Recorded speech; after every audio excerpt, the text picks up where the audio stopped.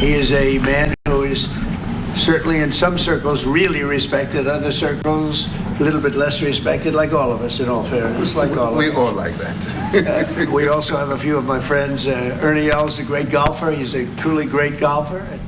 Retief Goosen, who's another really, we call him really a great golfer too, Ernie, right? You two guys are fantastic. And we could add Gary to the group, Gary Player. What a group of golfers South Africa's had. Yes, yes. There must be something in the water, right? It's something good. These two guys are unbelievable. It's the water, sir. Yeah, Gary's Gary. And David Frost, also another one that I know is such a great one. Indeed. Was he as good a putter as they say, David? He's a putter. He's a putting machine, right? Absolutely. But he's another one, so something very good about South Africa in golf. And golf is still doing great in South Africa. And they have young players, I hear, coming up that are going to be very good. But it's an honor to have you here. And my friend, it's an honor to have you, one of the greatest businessmen in South Africa and long beyond. Thank you for being here. It's a very, very great honor. Appreciate it. So we're going to be discussing certain things. As you know, we have the G20 is going to South Africa. When is that going to be? In November. In November. And thereafter, I hand over to you. And yes, we have it next. You originated the G20, so I'll hand over the baton to you, and then you lead the G20 we're in the world. We're going to have it the following year. Yeah. So we'll be discussing many things, and some of the things you've been reading about in the papers and the media. And I would say that, look, the president is a truly respected man in many, many circles. And in some circles, he's considered a little controversial. But we're going to be discussing some of the things that are taking place in South Africa and see if we can help. And we want to help. And we've had a long relationship with South Africa. I have, because indirectly I have so many friends that live there. I have a lot of friends. I mean, these are famous guys, but I have a lot of friends that live there that are tremendous people. And we'll be discussing that. We'll have a nice conversation. And I really appreciate that you guys came along. It really helps us in our thought process. But it is a great honor to have you, and I appreciate you called. He called. I don't know where he got my number, but I picked up. He said, I want to come over and see you. That was my honor, and thank you very much for being here. You're most welcome. Thank you very much. Well, thank you very much for welcoming us to this reformed White House. I've been here before, and it looks really fantastic. I must congratulate you. Thank you.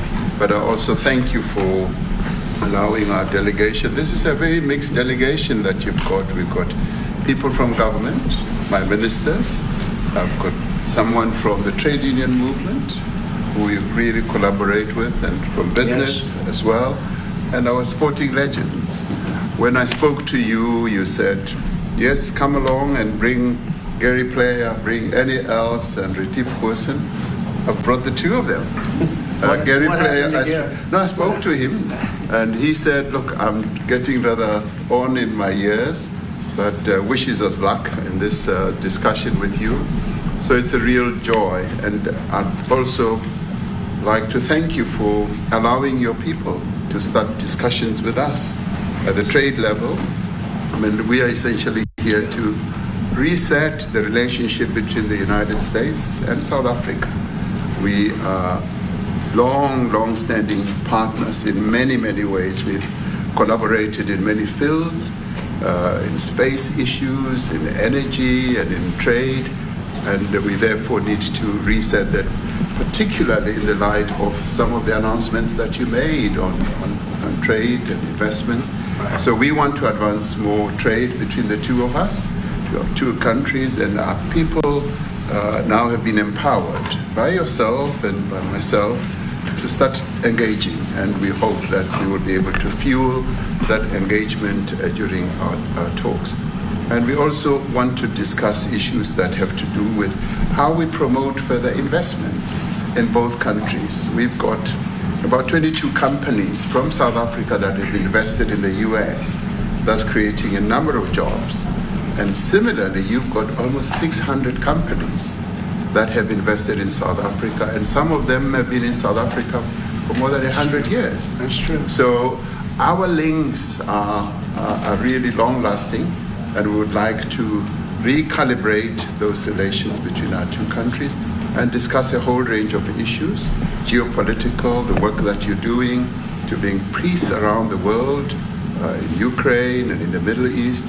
So we value that, and we are also a great contributor to peace processes that are going on around the world. And of course, we want to discuss how we can support each other. You are a much bigger economy than we are. We're just a tiny economy, but we rely on each other on a number of issues. We've got critical minerals that you want to fuel the growth of your own economy and reindustrialize. So we have that on offer, including rare earth minerals. So all that combination of opportunity and the products that we buy from you, as well as what we sell to you, I believe makes up a really good and powerful relationship, which we need to strengthen, which we need to engender. And that is really what has brought us here. And we are really privileged to have, great South Africans in the mix. As you said, you'd like to see them as well. And I brought you a really fantastic golf book. Weighs 14 kilograms. Oh, that sounds good. And it showcases the golf courses in our country. Johan Rupert wrote preface, so did Annie Els. And I want to showcase our golf courses. You might remember when I spoke to you and we spoke about golf, you said I should start practicing. And I've started practicing, President, so I'm ready. But let me end just the introductory remarks by thanking you. You may not recall that 5 years ago I spoke to you during the COVID period. Right. And it was at a time when the whole world was going through a really cathartic moment. Right. And we asked for assistance, and you were able to assist us with respirators. Respirators, and you kept to your word, and you delivered respirators to us. We didn't have as many in our country, and it really helped to help us deal with COVID. So I'm here also to say thank you and to thank the people of America for having helped us during a really difficult time. Being the small economy that we are, we needed help from around the world. And you were there to provide that. So thank you very much. I remember the call. Yeah. We sent 150 respirators. We became the respirator king. We started making them. Nobody had them. We had very few of them. That's right. But they were very helpful. But we sent 150, and I appreciated the letter. You wrote me a letter. That's right. Yeah. Thank you. Yeah. I appreciate that very much. Thank you very much for that. It really touched my heart after I spoke to you and you delivered. So, great honor. Thank you very much. Thank you. Yeah. Any questions, please? Mr. President, we welcome white Afrikaner refugees here. Can you explain to Americans why it's appropriate to welcome white Afrikaners here when other refugees like Afghans, Venezuelans, Haitians have all had their protected status revoked? Well, this is a group, NBC, that is truly fake news. They ask a lot of questions in a very pointed way. They're not questions, they're statements. We've had tremendous complaints about Africa, about other countries too, from people. They say there's a lot of bad things going on in Africa, and that's what we're going to be discussing today. When you say we don't take others, all you have to do is take a look at the southern border. We let 21 million people come through our border, totally unchecked, totally unvetted. They came from all over the world. In many cases, they're criminals. They come from prisons. They come from mental institutions. They come from street gangs. They're drug dealers. So don't say that we didn't take them. We're trying to get them out as fast as we can. And we're doing record business on that. And we just won a big case where we're allowed to send back hundreds of criminals to Venezuela. Just won that today in the Supreme Court. I'm happy to hear. But we do have a lot of people are very concerned with regard to South Africa, and that's really the purpose of the meeting, and we'll see how that turns out. But we have many people that feel they're being persecuted, and they're coming to the United States. So we take from many locations if we feel there's persecution or genocide going on. And we had a lot of people. I must tell you, Mr. President, we have had a tremendous number of people, especially since they've seen this. Generally, they're white farmers, and they're fleeing South Africa, and it's a very sad thing to see. But I hope we can have an explanation of that, because I know you don't want that. It's a kind of a different meeting. Normally we have meetings, we talk about trade, and we'll be talking about trade and other things. But that certainly will be a subject that comes up. Yeah. Yes, please. Brian? Thank you very much. I'd like to get your thoughts on Letitia James. Director Polte, according to him, Letitia James says that the alleged mortgage fraud was simply a mistake. I want to get your thoughts on that. She put down that her father was her husband in order, and this is very similar to, I guess, the false attacks they had on here. Well, I don't know what it is currently, but Letitia James, who's the Attorney General of New York State, it seemed, I'm not involved in that at all. I know it's being handled by various groups, I guess, but it's major fraud, mortgage documents, and fraudulent everything. I think she said the father was her husband, which she had to have a husband, so she chose her father, and she put it down, and she's had didn't she sign in Virginia, yet she said she lived in Virginia, yet she's the New York State Attorney General. She did that for tax reasons, so she could take advantage of taxes. And she had the wrong number of units. She had a much different number, which wouldn't have allowed her to qualify and scam the government. So I don't know. I think she's very bad for New York, but I really don't know too much about it, but I appreciate the question. Yes, thank you very much. Yes. Mr. President, what's the reason for you to be convinced that there's no genocide? Please. Thank you, Mr. President. So May 25th will be the celebration of Africa Day, which pretty much a lot of celebration will be taking place around the world, including here in the United States. What is your message to the entire African continent, African people, in this important occasion? Well, I want to see peace, and I want to see happiness. I want to see health, and you have incredible land. There's tremendous value. A lot of countries don't have that value in the land. The value you have. We have a situation. I think you probably heard about it. We've done through some very talented people, helped settle a war that's been raging for years. Rwanda and the Congo, and I think we've done it. Believe it or not, I think we've done it. And could you just say a few words about that, my friend? Yes. A couple of weeks ago, the two parties signed a declaration of principle in which they agreed on the way forward, and they have both submitted draft peace agreements, and we have put together one that incorporates both of their suggestions, and we've given it to them. So we're in the process of finalizing this. Looking good, right? Looking very good. No, we have to thank you for even those efforts, because the African continent, particularly SADC, our Southern African Development Community, has for years been seeking to foster peace in the Democratic Republic of the Congo. So all efforts, including those from outside the continent and inside the continent, are really worthwhile. We are removing our troops from there so that peace can then prevail in that whole area.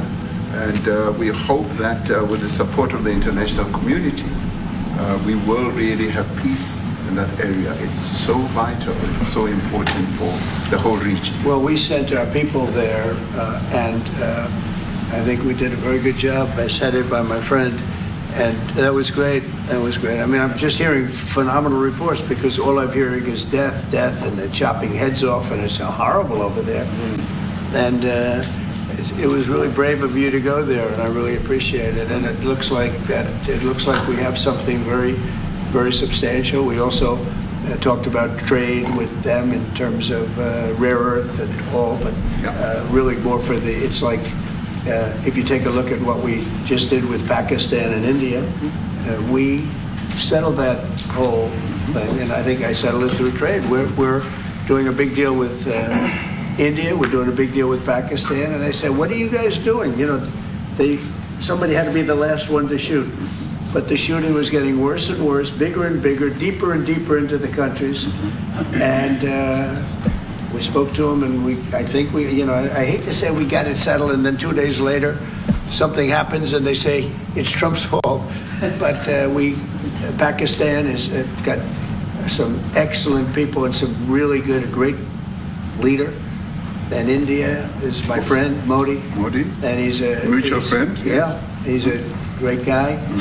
And I called them both, and we just did something good. We're trying to settle Russia, Ukraine. We spoke with President Putin for 2.5 hours the day before yesterday. I think we made a lot of progress, but that's a bloodbath. 5,000 people are being killed a week, 5,000 soldiers a week, not including people in cities and towns that are also being killed. So we're trying to help. And it doesn't affect us. It's not our people. It's not our soldiers. It's Ukraine and it's Russia. But if we can save 5,000 souls, we'll do it. We're pretty good at it. But that's a bad situation. That is a really bad situation. Well, you'll recall when President Zelensky was coming to South Africa, that's when I spoke to you. That's right. We both agreed that we need to push the peace message so that there can really be peace. And we've been involved in the Ukraine-Russia conflict for quite a while. Through my Minister of State Security here, we've been dealing with them, the exchange of children who were taken away, going through names and addresses and all that. So we've been invested in that whole process as well. And the moves that you're making are fully supported by us because we would like to see the end of that war. That's true. I called Zelensky and they said, he's in South Africa. I said, what the hell is he doing in South Africa? He was talking to us. We got this big. That's a strange one. I said, what are you doing in South Africa? Yes. That's a strange one. He's trying to make peace. But we're taking him. We were lucky because we had the great Nelson Mandela who taught us how to create peace, to make peace. So we were imparting some of those lessons to him, some of those learnings, and I specifically mentioned to him that this is how Nelson Mandela taught us that when you want to have a peace in a country, do it on an unconditional basis and sit down and talk. And that's precisely what I'm sure he's going to heed. Well, we're going to see what happens with that when there's a lot of hatred, there's a lot of death. It's a bloodbath. It is. Unfortunately. I get the satellite pictures of that field, of that killing field. You never saw anything like it in your life. It's horrible. It's a horrible thing that goes on, but I think we've made big progress. Yeah, please, go ahead. Thank you, Mr. President. No, not you. Right here. He's from South Africa. Go ahead, please. What are you expecting on the ICJ case? Are you expecting South Africa to drop that? Is that what you're trying to do? On which case? The ICJ The International case is Criminal Justice. I don't expect anything, to be honest. I really don't. I don't know. It's they've got a case. There's a lot of anger there, tremendous anger. I don't expect anything. We'll see what happens. We'll have a ruling, and who knows what the ruling is going to mean. Yeah. On that subject of Gaza, Mr. President, are you going to be speaking to Prime Minister Netanyahu about Israel's renewed offensive? There's been a lot of concern from European countries. The Pope has expressed concern. Are you going to be asking Prime Minister Netanyahu to tone down the offensive in Gaza to let more aid in? Was that a question or a statement? It's a question. This guy's, you never change. Mr. President, this time, what will it take for you to be convinced that there's no white genocide in South Africa? Well, I can answer that for the President. It's for him. No, seriously. I'd rather have him answer. Yeah, I'd rather answer that. It will be. Our President will respond to you. Yeah, Thank you, Mr. President. It will take President Trump listening to the voices of South Africans, some of whom are his good friends, like those who are here. When we have talks between us on the quiet table, it will take President Trump to listen to them. I'm not going to be repeating what I've been saying. I would say if there was Afrikaner farmer genocide, I can bet you these three gentlemen would not be here, including my Minister of Agriculture. He would not be with me. So it'll take him, President Trump, listening to their stories, to their perspective. That is the answer to your question. But, Mr. President, I must say that we have, wait. We have thousands of stories talking about it. Sure. And we have documentaries, we have news stories, and that. Is Natalie here, somebody here to turn that? I could show you a couple of things, and it has to be responded to. Yeah, sure. Let me see the articles, please, if you would. And turn the lights down. Turn the lights down, and just put this on. It's right behind you, Johan. There's nothing this parliament can do. With or without you, people are going to occupy land. We require no permission from you, from the president, from no one. We don't care. We can do whatever you want to do. Who are you to tell us whether we can occupy land or not? We are going to occupy land. Yeah. South Africa, occupy land. That's who we are. We don't ever want to do. How can we withdraw my membership from this useless parliament? Yes, honorable member. Must never be scared to kill. A revolution demands that at some point there must be killing, because the killing is part of a revolutionary act. Shoot to kill. Namaza. Kill the poor, the farmer. Kill the poor, the farmer. Pa, pa, pa, pa.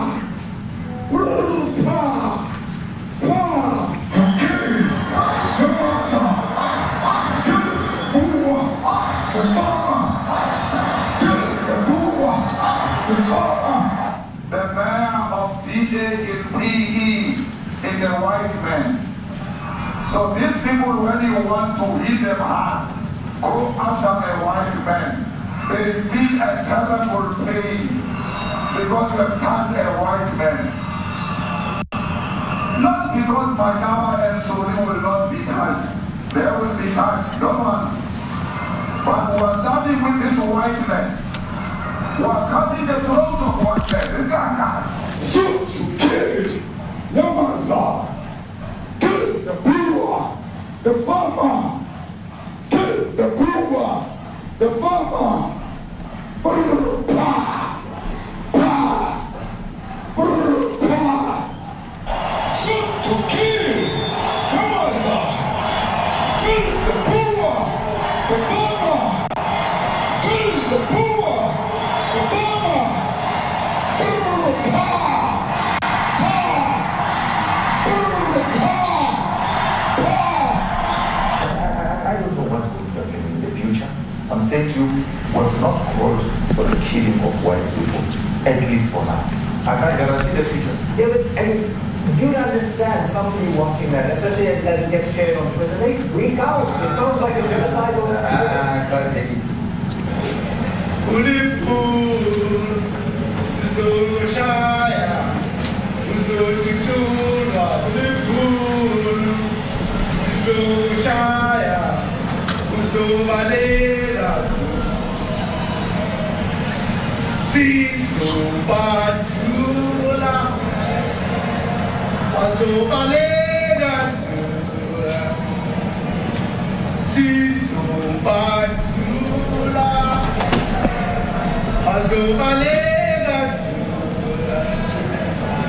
Who will expropriate land without compensation, whether they like it or not.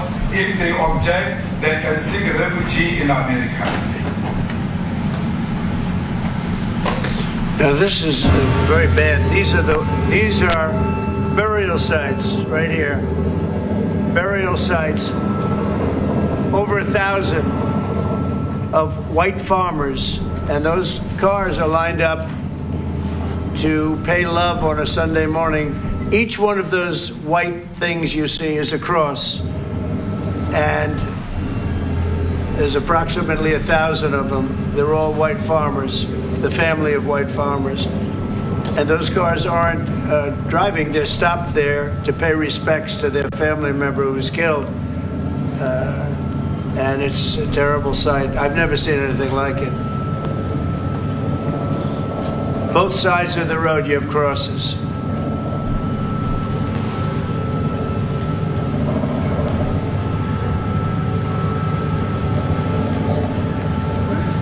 people were all killed.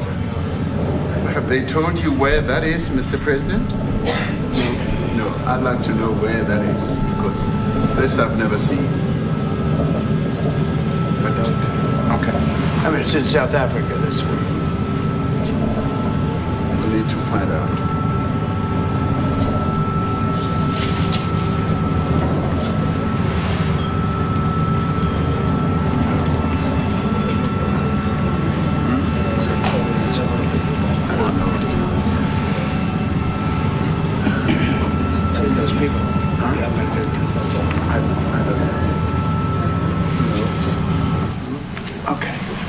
Mr. President, the Pentagon announced that it would be accepting a Qatari jet to be used as Air Force One. What are you talking about? What are you talking about? You know, you to get out of here. What does this have to do with the Qatari jet? They're giving the United States Air Force a jet, okay? And it's a great thing. We're talking about a lot of other things. It's NBC trying to get off the subject of what you just saw. You are a real, you know, you're a terrible reporter. Number one, you don't have what it takes to be a reporter. You're not smart enough. But for you to go into a subject about a jet that was given to the United States Air Force, which is a very nice thing, they also gave $5.1 trillion worth of investment in addition to the jet. Go back, you ought to go back to your studio at NBC, because Brian Roberts and the people that run that place, they ought to be investigated. They are so terrible the way you run that network, and you're a disgrace. No more questions from you. Go ahead. Go ahead, talk about that. His name is Peter something. He's a terrible reporter. Quiet. That's my question now. Let's go. Thank you so much. President Trump, Anna Disaster from EMPYA in South Africa. Thank you very much. Thank you very much, Steve. What would you like President Ramaphosa to do about the situation that we've just seen on the screen? I don't know. Look, these are articles over the last few days. Death of people. Death. Horrible death. Death. I don't know. To pick anyone, white South Africans are fleeing because of the violence and racist laws. And this is all, I mean, I'll give these to you. So when you say, what would I like to do? I don't know what to do. Look at this. White South African couples say that they were attacked violently. And, President Trump, when will you go and see for yourself if it is? well, I could do that. Look, here's burial sites all over the place. These are all white farmers that are being buried. And he asks about a jet that was given. You ought to be ashamed of yourself. You know, you are so bad. You're such a bad reporter.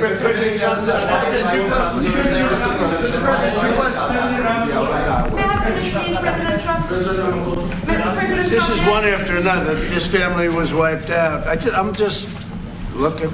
Can we get a response from President Ramaphosa, please? Reaction to those videos, Mr. President? Well, I think the videos are so. No. When you look at the videos, I mean, how does it get worse? And these are people that are officials, and they're saying that kill the white farmer and take their land. That's what it is. And I have other friends in South Africa. I have people that left. One in particular that says you can't go there. He said they want to take your land. They take your land and they kill you. It's okay, and they say it's okay to do. Now we're going to talk about it. But this is a tremendous look. This is a story recent. These are all people that recently got killed. Yeah. And I don't know how it can get any worse. These are.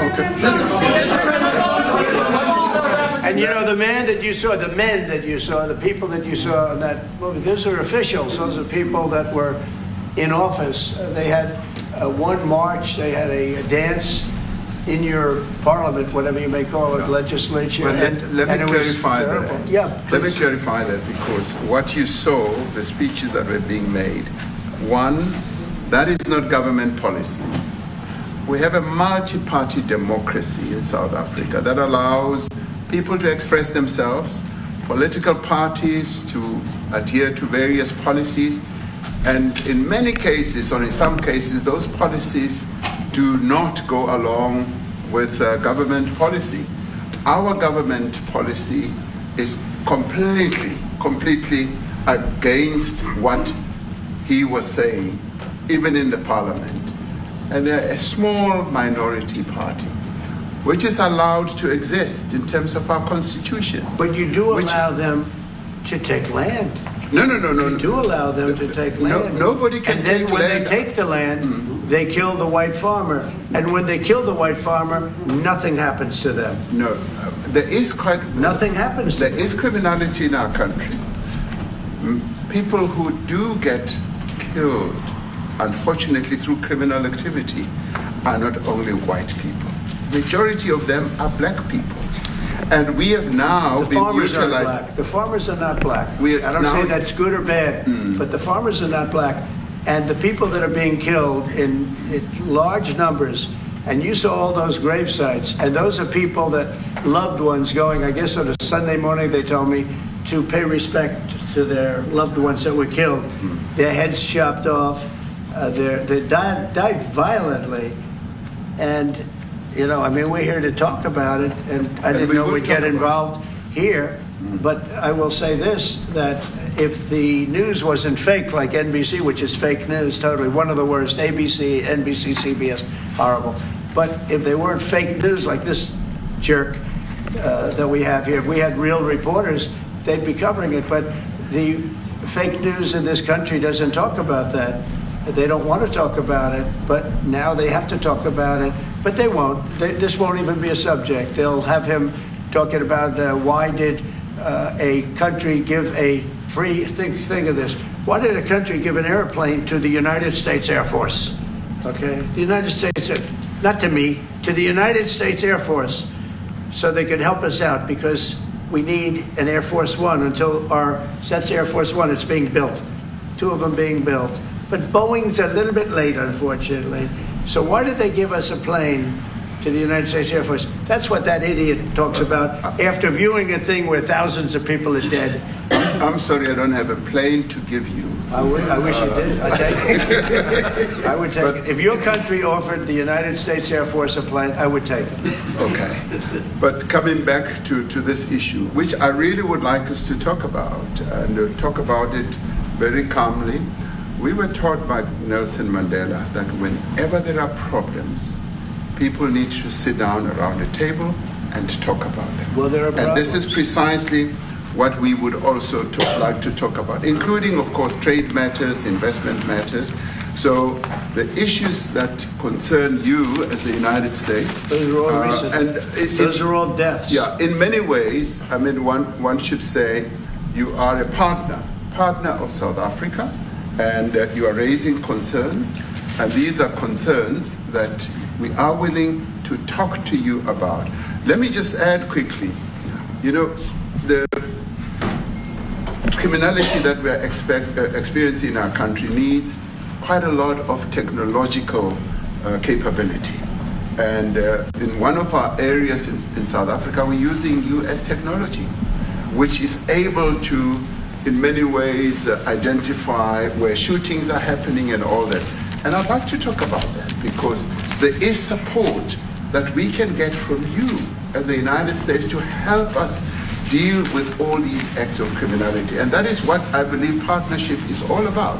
And we are here as a partner so that we can help each other whenever there are challenges. So I'd like us to discuss it, and of course outside of the media, so that we sit down and have a really good discussion that will lead to good outcomes. Are there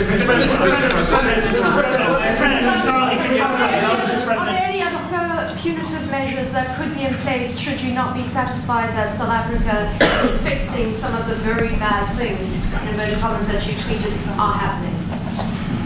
Well, there are a lot of bad things happening in many countries, but this in particular has been very, very bad, very bad. And because of we're going to have the whole world watching in another short period of time, because you have the G20, and that's a big deal. And it seems like, I want you to look good. I don't want you to look bad. Very good. But we have hundreds of people, thousands of people trying to come into our country because they feel they're going to be killed and their land is going to be confiscated. And you do have laws that were passed that gives you the right to confiscate land for no payment. you can take away land for no payment. I want to clarify that, because we have a constitution. Our constitution guarantees and protects the sanctity of tenure of land ownership. And that constitution protects all South Africans with regard to land ownership. However, we do say, because we've got to deal with the past, the government, and as your government also has the right to expropriate land for public use. And you're doing that. And we've never really gotten underway with that. And we are going to be doing so. You're taking people's land away we have not. from them. And those people in many cases are being executed. They're being executed. And they happen to be white, and most of them happen to be farmers. Mm-hmm. And that's a tough situation. I don't know how you explain that. How do you explain that? They're taking people's land away, and in many cases those people are being executed, and in many cases it's not the government that's doing it, it's people that kill them and then take their land, and nothing happens to them. But we have thousands of people that want to come into our country. They're also going to Australia in a smaller number. But we have thousands of people that want to come into our country, and they're white farmers, and they feel that they're going to die in South Africa, and it's a bad thing. Yeah, what can South Africa do? What concessions would you like to see them make to improve relations with the United States? Then I have one more for President Ramaphosa afterwards. Well, we just spoke about it. I got them a very, very complex machine, 150 of them. I was asked by the president if he could help, and I did that.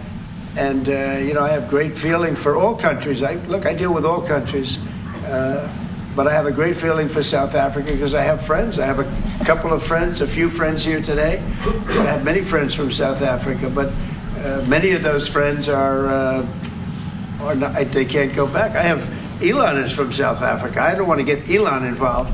That's all I have to do, get him into another thing. But Elon happens to be from South Africa. This is what Elon wanted.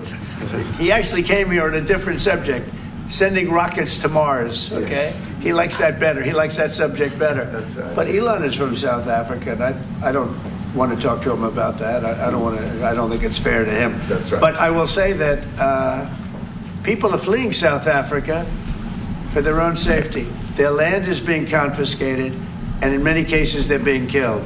And that scene of, you see how many crosses they have. Those crosses, that's a dead person in every one of them. And those trucks or cars are paying their respects to all of those dead people on a Sunday morning. That's a rough thing to explain away. And the problem we have, and the way, a correct and a fair media exposes things. But we have a very corrupt media. They won't even report this. If this were the other way around, it would be the biggest story. Now, I will say apartheid, terrible. That was the biggest story. That was reported all the time. This is sort of the opposite of apartheid. What's happening now is never reported. Nobody knows about it. All we know is we're being inundated with people, with white farmers from South Africa. And it's a big problem. Marco Rubio was telling me he's never seen anything like it. The numbers of people that want to leave South Africa because they feel they're going to be dead very soon. Yes, please. I was going to say, Brian, go. If I could just ask you a question.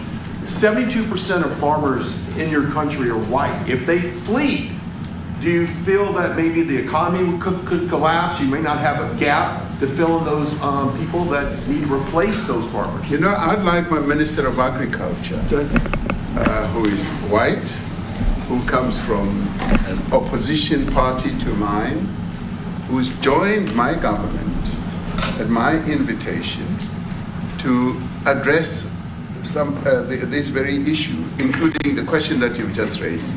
John? Thank you very much, Mr. President. Yeah. Mr. President, thank you for welcoming us to the White House. I would say we have a rural safety problem in South Africa. I don't think anyone wants to candy coat that. And it requires a lot of effort to get on top of it. It's going to require more policing resources. It's going to require a different strategy to be able to deal with it.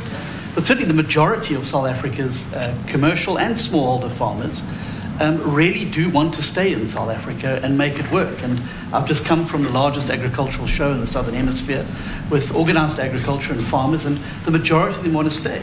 But they too there have a memorial to those who've died as a result of farm attacks. And as the Minister of Agriculture, it is something that I'm particularly exercised with my colleagues at police and my colleagues in the justice cluster to start making farm attacks and stock theft a priority crime. And it affects all farmers in South Africa, particularly stock theft has a disproportionate effect on smallholder black farmers. I also want to just say this, that the two individuals that are in that video that you've seen are both leaders of opposition minority parties in South Africa. Mkhonto Wesizwe under Mr. Zuma and the economic freedom fighters under Mr. Malema.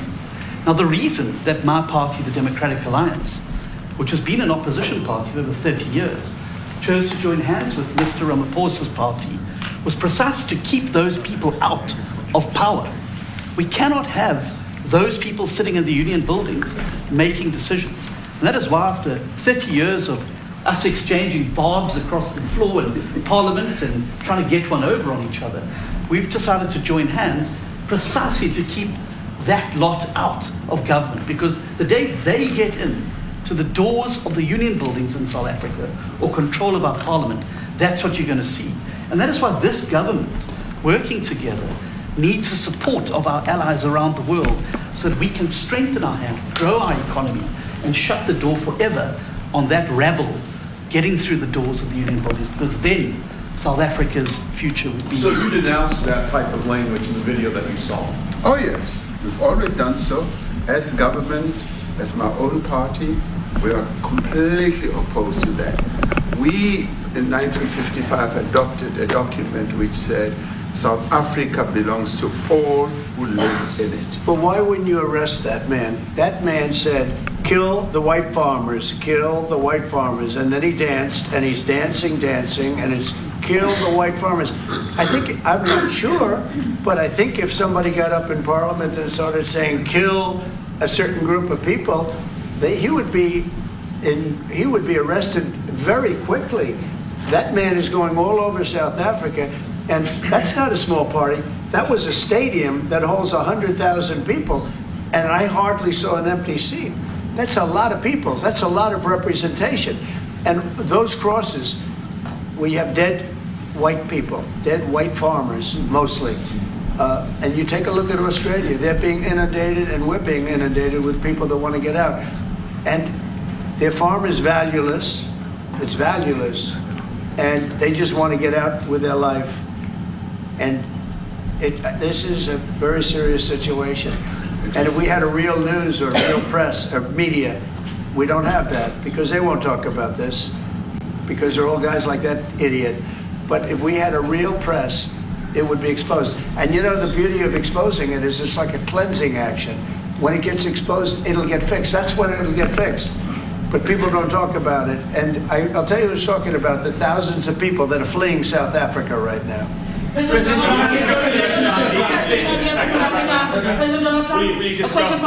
discussed USAID and the devastating impact the cuts are having across the African continent.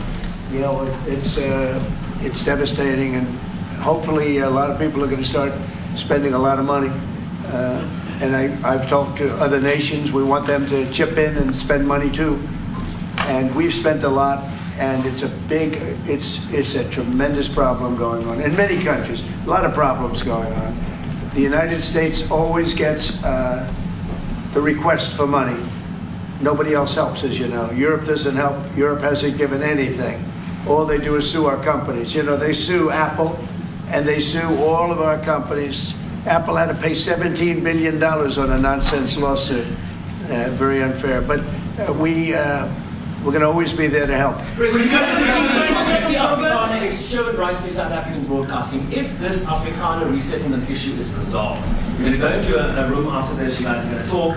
If it is resolved, what is the potential for the future-looking relationships between the United States? It's got to be resolved. It should be resolved. It's a little bit bad when you see a stadium with 100,000 people in it, because that means it's more than just a little movement. It's a pretty big movement in South Africa, so it has to be resolved. it'll be the end of the country if But it's is not. there potential for the relationship moving forward? I hope so. That's why I'm here. November. I mean, I'm not here for my health. I'm here to see what we can do. No, I'd like to see. I have friends. I can tell you, Ernie Els and Retief Goosen, they feel so strongly they wanted to be here on behalf of South Africa, not on behalf of me. Yes. And, you know, they said, can we be here for this? Because they love the country. Ernie, do you guys want to say a couple of words? I hate to put you in this. This is tougher than sinking a 3-footer. They have, and they've sank many 3-footers. Thank you, Mr. President. And thanks for the honor of being here. We've known each other a long time. We have spoken. You know, we're proud South Africans. I still have my South African passport. You know, we travel with this passport, you know, and I got my visa here. So, you know, but we want to see things get better in our home country. That's the bottom line. It's been 35 years since the transition. President Ramaphosa was right in the middle of the transition time in 1990 and before that. So it's been 35 years of ANC government, and I know there's a lot of anger, you know, through the transition. There was also a lot of stuff happening in the apartheid days. You know, we grew up in the apartheid era, but I don't think two wrongs makes a right. You know, President Mandela, when he came out of prison for all that time, didn't come out with hatred, you know, and really unified our nation through sport. You know, we won the Rugby World Cup in '95. 4 times. We won the African Nations Cup, soccer. You know, we won some majors as golfers and so forth. So what I'm trying to say is, you know, this has been a long time coming. That's why we really wanted to meet you, meet the administration, and see our way forward, because we still want to see our country flourish. You know, we've got some great things going on. Business is getting involved with government. Farmers are getting involved in local municipalities, trying to rebuild some of the infrastructure that's been decaying for a long time. So there's a lot of coexistence going on and help from a lot of areas, but I feel we need the US to push this thing through. We've got a great ally if we can have the US. It's always been an ally of South Africa for a very long time, even in the days of the war, you know, up in Angola. You know, you guys helped us. So very important for us to have your support and you know, get the change we need. Where did you do that well? He might have done that even better than he plays golf, which is almost impossible. Johan, please. Sorry, Mr. President, if you had to wind all of those places properly, you will see I'm the biggest target of that rabble-rouser. Number one for over 10 years, Mr. Malema. In fact, the first time I met him, he was in the youth league with that gentleman, and look how he's changed. Right. We have too many deaths, but it's across the board. It's not only white farmers, it's across the board. And we need technological help. We need Starlink at every little police station. We need drones. I actually got drones donated for the peace parks to stop elephant and rhino poaching. And his predecessor stopped the importation because he said the United States would spy on us. I mean, the US basics, the ridicule. So if you can help us. Remember, sir, you and I lived in New York in the 70s. We never thought New York could be what it became. 2 commissioners, a tough mayor. We need your help to stop this awful killing. But it's across the board. Ernie is right now building a house in George. I'm building 3 cottages for my grandchildren on a farm outside Graaff-Reinet. I often go to bed without locking the door. And we have a serious problem with illegal aliens who stream across the border. And if you really look at our statistics, a lot of these murders, firstly it's unemployment and illegal aliens. And then I met Vice President Bartz many years ago, the Charlie Rose show. My wife loved the book. And she reminded me this morning that you emphasized the devastation that occurs when big companies leave towns and cities, and there's a culture of dependency that develops. I remember you discussing it. Now that's our problem. If we don't get our economy to grow, the culture of dependency and the lawlessness will increase. I've been against apartheid all my life, and I'm their #1 target. Please just Google my name and Malema. You'll see it, sir. He marched on the farm. But the crime is bad. The crime is terrible, sir, but Mr. Steenhuisen won't admit to it, but he runs the Western Cape, where I live. And the biggest murder rate is in the Cape Flats. Gangs. We've got gang warfare. Like your M33, what are these guys? We've got equivalents there, but we need your help, sir. And we need Elon technology. Well, one of the real areas of support is really in investments. We've got to grow our economy, because through growing the economy, we're then able to create more jobs. Because crime really thrives where there is inequality and unemployment. And that is one of the reasons that has brought us here, to improve our investment relations, our trade relations, so that we can preserve the number of jobs that your companies have created in South Africa. By virtue of what we export to you, we are able to create up to 500,000 jobs in the auto industry, in the agricultural industry, and a number of other industries, mining, where we export things to you. And we also know that as South African companies invest here, you are also able to create jobs. So it's a mutually beneficial relationship. So our main real reason for being here is to foster trade and investment, so that we are able to grow our economy with your support, and so that we're also able to address all these societal problems, because criminality thrives when people are unemployed, when they have no other hope to eke out a living. So that is what we need to resolve, and your support, your partnership with us is what is really going to give us a strong capability to move forward. Retief, excuse me, do you have anything to say? I mean, I don't want to leave you out. You know, the guy won 3 or 4 majors. 3 or 4? No, only 2. That's a lot. By the way, 2's a lot. A lot of tournaments you won too. Do you have anything to say? Yeah, thank you, Mr. President. President Ramaphosa. I grew up in an area in South Africa that is a farmland area, Polokwane. And there is some issues up there. Obviously, my dad was a property developer as well as a part-time farmer. And yeah, some of these buddy farmers got killed. The farm is still going. My brothers run it.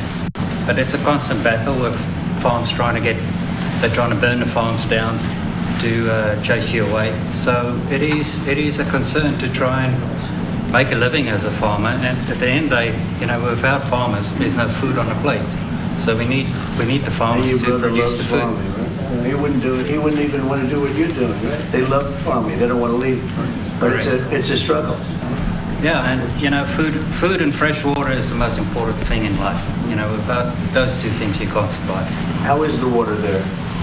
The water is great, obviously. All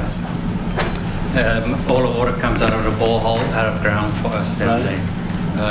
But yeah, it is a battle to get the water out sometimes when all the equipment gets stolen all the time that you're trying to get the So water does out. your family and your brother, do they feel safe on the farm?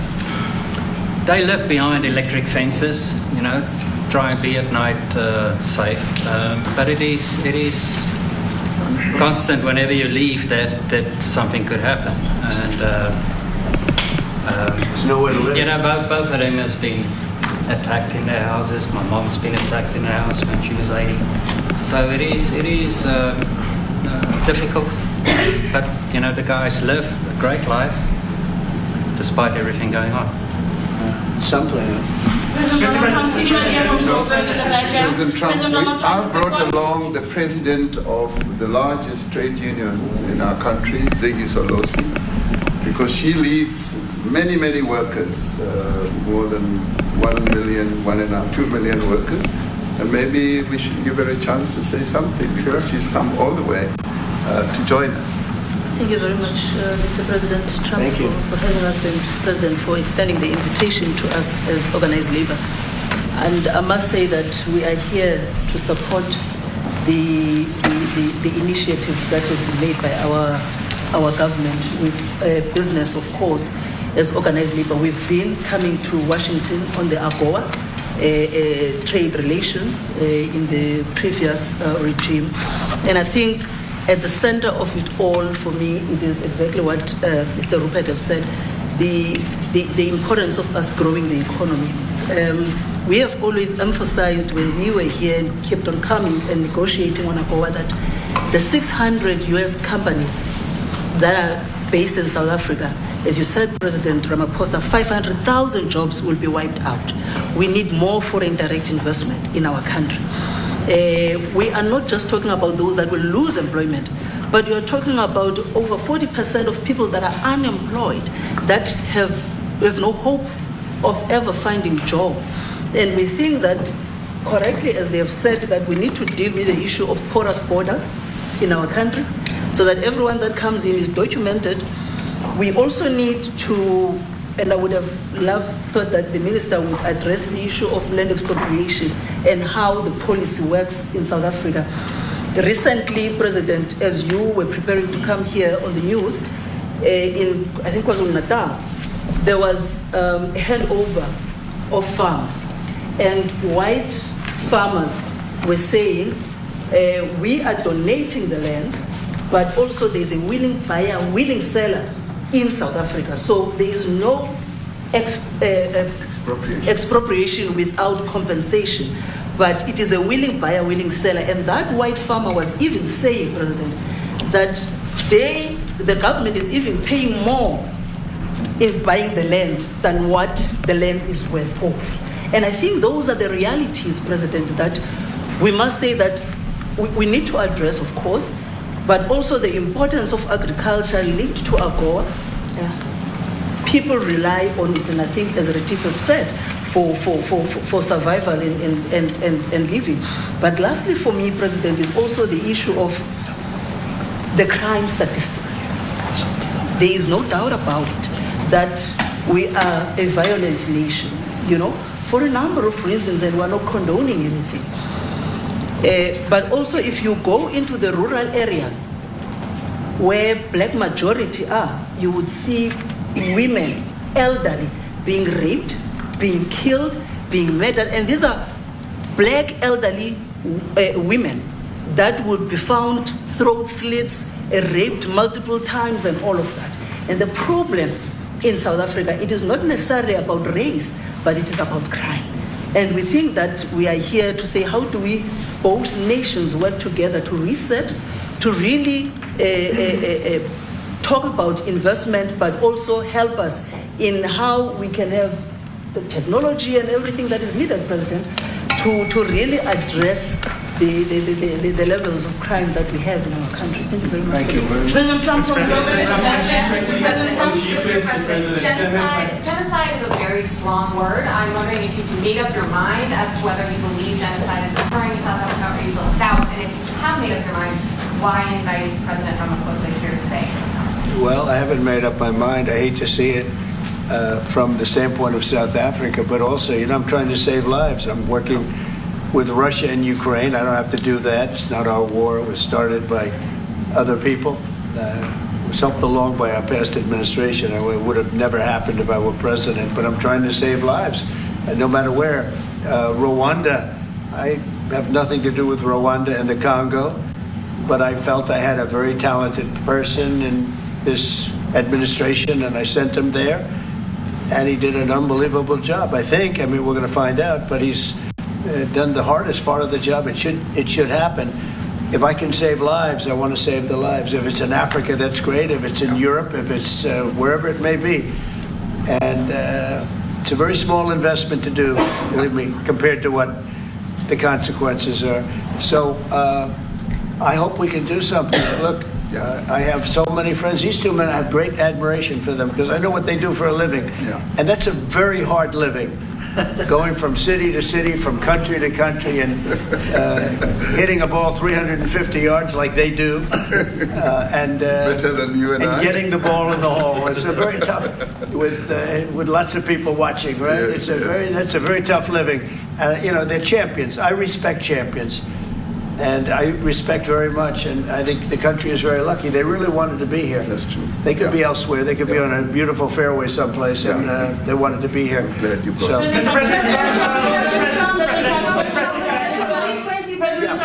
My name is Yanda Mobile from Newsroom Africa in South Africa. Good. How important is it for the United States to be at our G20 summit in November, given the relationship between our two countries? You just heard what has been said to you just now. Are you coming, and are you preparing to come? So without the United States, the G20, just like the G7, used to be the G8, but brilliantly they threw Russia out.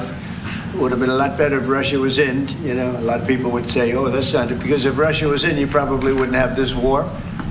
And if you had a different president, you wouldn't have the war either. Yeah. But we have a G7. It's important that the United States is at both of them. I think without the United States, it's I really believe it's not very important. It's not the same meaning. As I said to President Trump, the U.S. really originated the G20.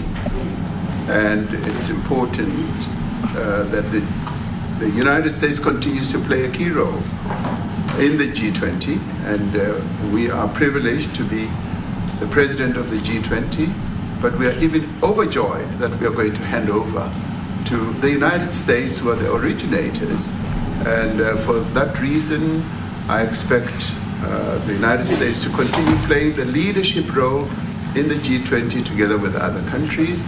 And I've said when I initially spoke to President Trump on the phone, I want him to come to South Africa for a state visit, and I also want him to come and participate in the G20. And I want to gladly hand over to President Trump to take the leadership of the G20 forward in November. Thank you very much. Thank you very much. Thank you. What is it going to take to convince you? They don't want to leave. Thank you so much. How much do you need?